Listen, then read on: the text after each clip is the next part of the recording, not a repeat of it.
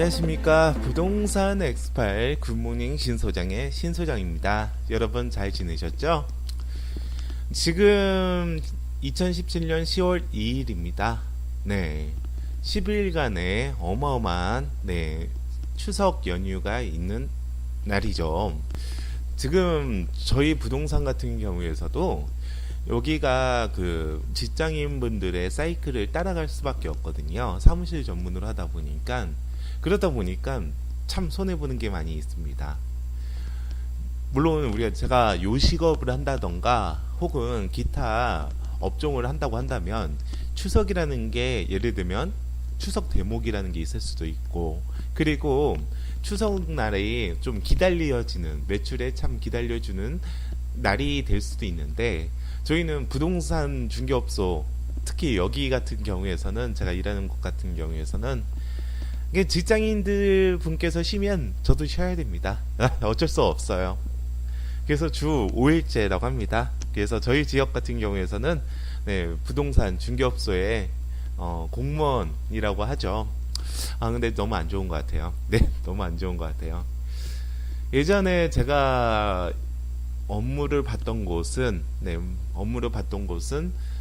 거기는 주 7일이었거든요. 그리고 그 한 달에 2번 정도 쉬었는데 평일날 쉬었습니다. 토요일이나 주일 같은 경우에서는 더 바빴기 때문에. 그런데 참 그쪽에서 한 몇 년을 하다 또 이런 여기 일반 그 직장인분들과 같이 쉬는 업종에 오다 보니 토요일, 일요일 날 쉬다 보니 처음에는 되게 낯설었거든요. 이틀을 어떻게 쉬나. 그것도 일주일에. 근데 지금은 한 3, 4년 여기 또 있다 보니 익숙해졌습니다. 당연히 토요일 날, 일요일 날은 쉬어야 되고요. 그래야 원기가 충전이 되고요. 왜 이렇게 예전에는 힘들게 일했는지. 이게 상황에 따라서 사람 이렇게 바이오리듬이나 몸이 딱 맞춰지는 것 같아요. 지금 저희 방송이 보니까는 제가 굿모닝 신소장 코너가 100회가 넘었어요. 100회가 넘었는데, 제가 부동산 엑스파일이 100회가 넘었을 때, 제가 실질적으로 굿모닝 신소장 코너가 100회가 넘으면 저에 대한 이야기를 좀 하겠다라고 했는데, 우선은 그 저에 대한 이야기는 밀어놓을게요. 밀어놓고 특집 형식으로 이야기를 하도록 하고요.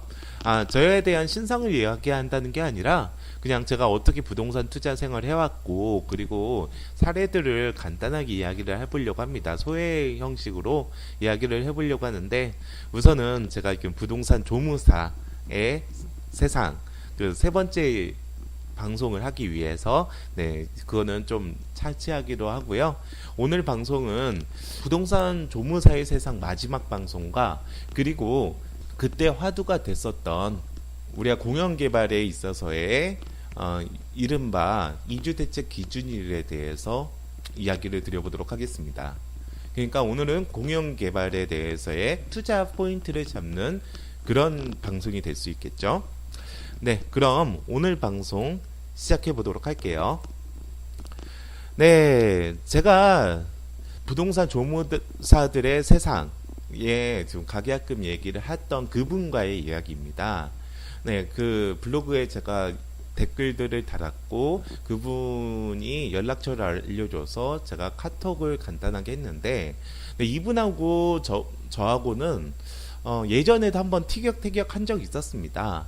이분께서 직장인 생활을 하시고 지금은 강사 활동을 하시는데, 직장인분들 시절에서도 부동산 관련 일을 하셨습니다. 물론 그쪽에서는 저보다 많은 지식을 알고 있겠죠.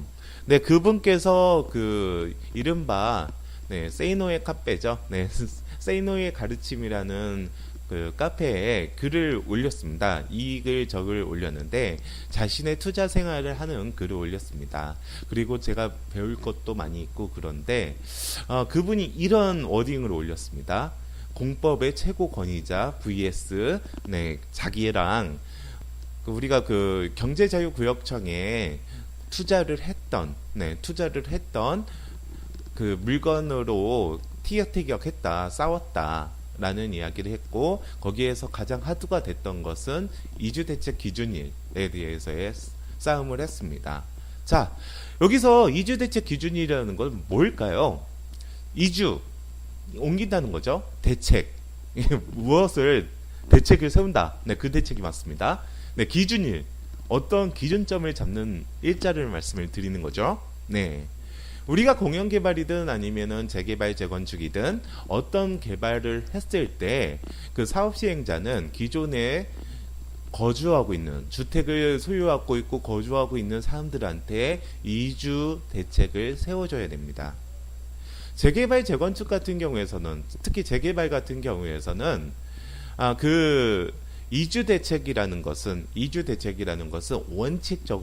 원칙적으로는 그 사업 시행자가 다른데 아파트를 만들고 그 아파트를 만든 상태에서 이주를 시켜줘야 됩니다. 그리고 그 집이 다 지어지면 그 지역에 다시 그 종무재산에 그거를 나중에 팔고 간다던가 그럴 수도 있겠지만 그 이주를 다시 시켜주는 거죠. 근데 사업 시행자가 돈이 없잖아요. 당연히 돈이 없잖아요. 그렇기 때문에 또 다른 아파트들을 만들고 아니면 주거 대책 시설을 만든 다음에 거기다 이주를 시킬 수가 없기 때문에 비용을 돈으로 주는 겁니다. 네, 그 돈을 주는 겁니다.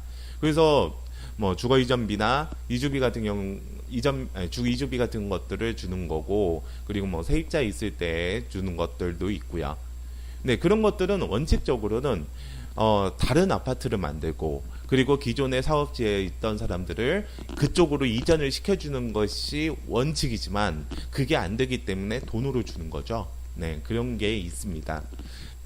그리고 일반적으로 공영개발로 그걸 다고 쳤을 땐 공영개발 같은 경우에서는 쉽게 생각하면 이겁니다.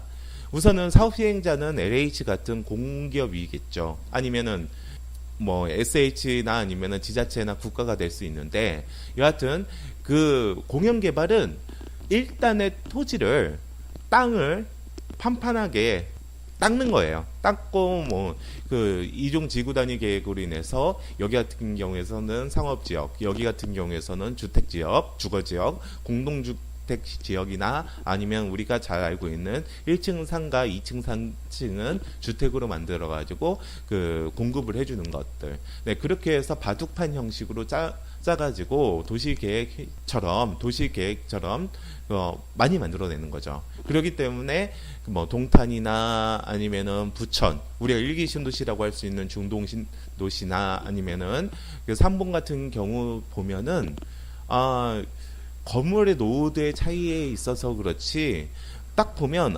여기가 주거시설이구나, 여기는 뭐 근린생활대책용지구나, 여기 무슨 구역이구나, 그런 게 다 그 일목요연하게 되어 있는 겁니다. 네. 그래서 그 신도시 같은 경우에서는 주변이 트여 있고 그리고 번잡하지 않고 정비가 잘 된 느낌을 받는 겁니다. 그리고 그렇게 닦인 토지들, 그러니까 수용을 해가지고 닦인 토지들은 건설사들한테 분양을 하는 거죠.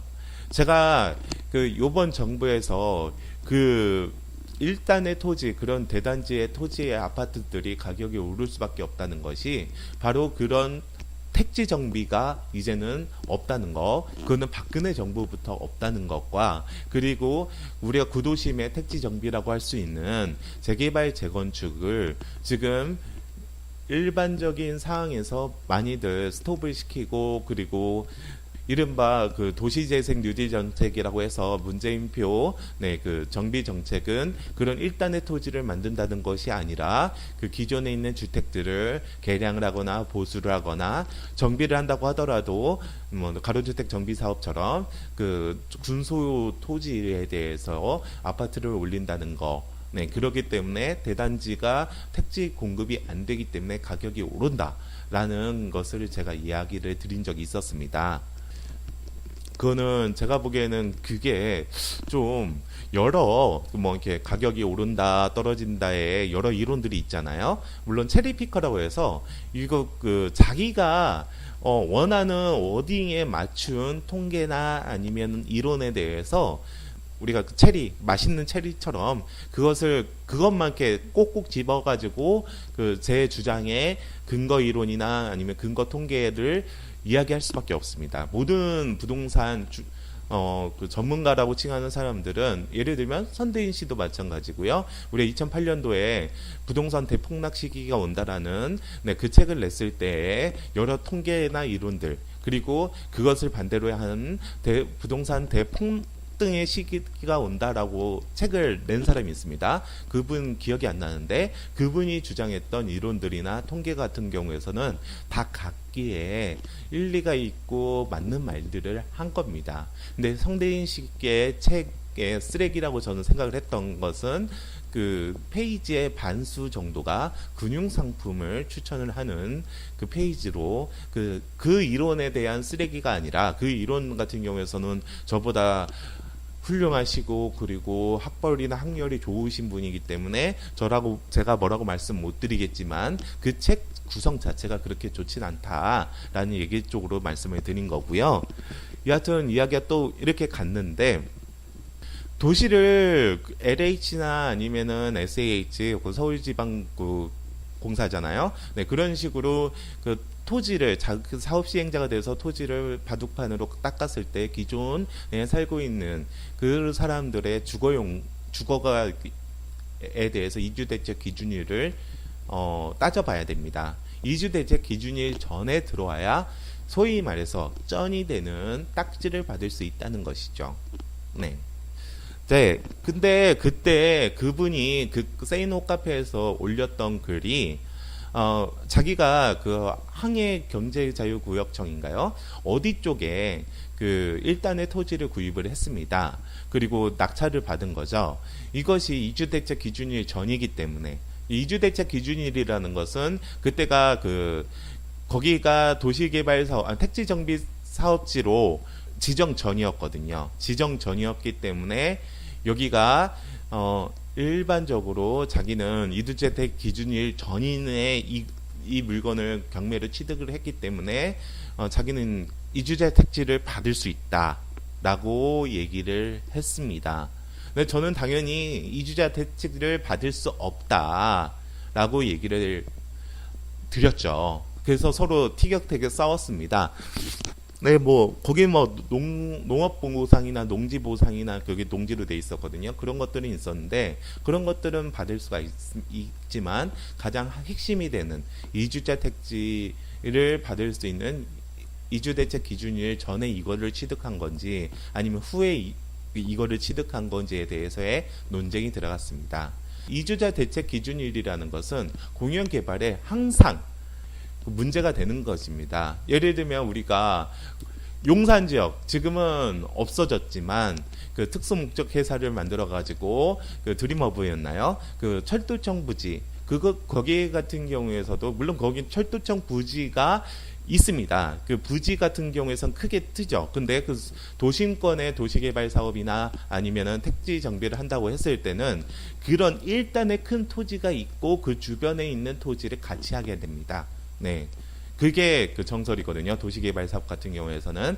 그러니까 그 철도청 부지가 그때는 그 코레일이 엄청난 그 재정 적자 수준이었거든요. 그렇기 때문에 그것을 한 방에 없애려고 용산의 철도청 기지 철도청 기지에 일단의 토지를 대규모로 개발을 할 것이고 그리고 그것들을 플러스 해가지고 오세훈 시장이 야 그래 그러면 우리도 같이 해 하면서 주변의 동부 이천동이나 여러 지역 같은 경우에서 그걸로 합쳐가지고 다양하게 진행을 했는데 문제는 2008년도 이후 금융위기가 발생이 되다 보니까 흐지부지 됐고 사업성이 안 나온다고 해서 지금은 그 특수 목적 회사가 해산을 했죠. 근데 지금 생각해보면 지금 진행을 했으면 아마도 진행이 되지 않았을까. 지금 또 다시 시작을 하는 게 좋지 않을까 그런 생각은 해봅니다. 네, 그때도 용산 지역에 그런 그 주변 지역, 그 사유지를 가지고 있는 사람들한테는 그 유명한 그 이주대책 기준일이라는 것이 상당히 중요했습니다. 네, 그렇기 때문에 저한테 그때 그게 막 진행이 됐을 때도 저한테 문의가 많이 왔습니다. 자, 그러면은 공영개발의 이주대책 기준일을 언제로 봐야 되느냐? 그때 자기 돈을 투입을 하고 자기 금액을 투입을 해야 되는데, 그러면은 그때를 어떻게 볼 수가 있느냐라고 하는 그 부분은 제가 쉽게 말씀드려 볼게요. 실질적으로는 이 개발이 진행이 된다 만다라는 그 공람 공고가 있는 시절에 그 전에 취득을 해야 합니다.